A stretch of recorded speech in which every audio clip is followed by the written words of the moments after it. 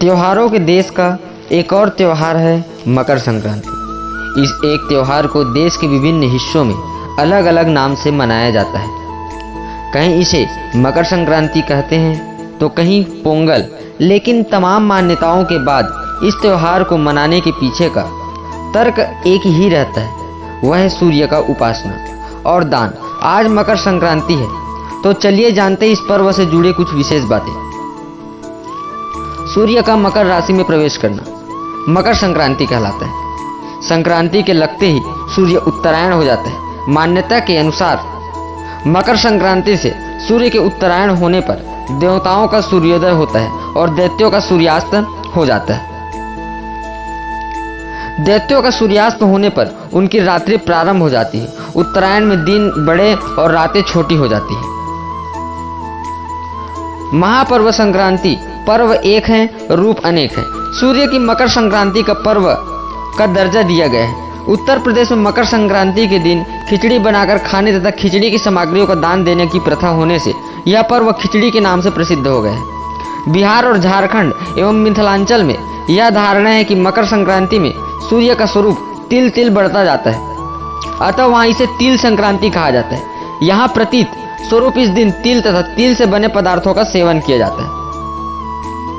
मकर संक्रांति को विभिन्न जगहों पर अलग अलग तरीके से मनाया जाता है। हरियाणा व पंजाब में इसे लोहड़ी के रूप में मनाया जाता है। उत्तर प्रदेश व बिहार में इसे खिचड़ी कहा जाता है। उत्तर प्रदेश में इसे दान का पर्व भी कहा जाता है। असम में इस दिन बिहू त्योहार मनाया जाता है। दक्षिण भारत में पोंगल का पर्व भी सूर्य के मकर राशि में प्रवेश करने पर होता है।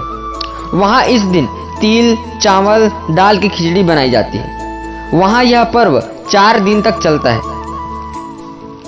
नई फसल के अन्न से बने भोज्य पदार्थ भगवान को अर्पण करके किसान अच्छे कृषि उत्पादन हेतु अपनी कृतज्ञता का व्यक्त करते हैं। संक्रांति एक विशेष त्योहार के रूप में देश के विभिन्न अंचलों में विविध प्रकार मनाई जाती है। स्नान का मान कहा जाता है कि मकर संक्रांति के दिन गंगा स्नान करने पर सभी कष्टों का निवारण हो जाता है। इसलिए इस दिन दान तप जप का विशेष महत्व है। ऐसा मान्यता है कि इस दिन को दिया गया दान विशेष फल देने वाला होता है। मकर संक्रांति का ऐतिहासिक महत्व माना जाता है कि इस दिन भगवान भास्कर अपने पुत्र शनि से मिलने स्वयं उनके घर जाते हैं। चूंकि शनिदेव मकर राशि के स्वामी हैं, अतः इस दिन को मकर संक्रांति के नाम से जाना जाता है।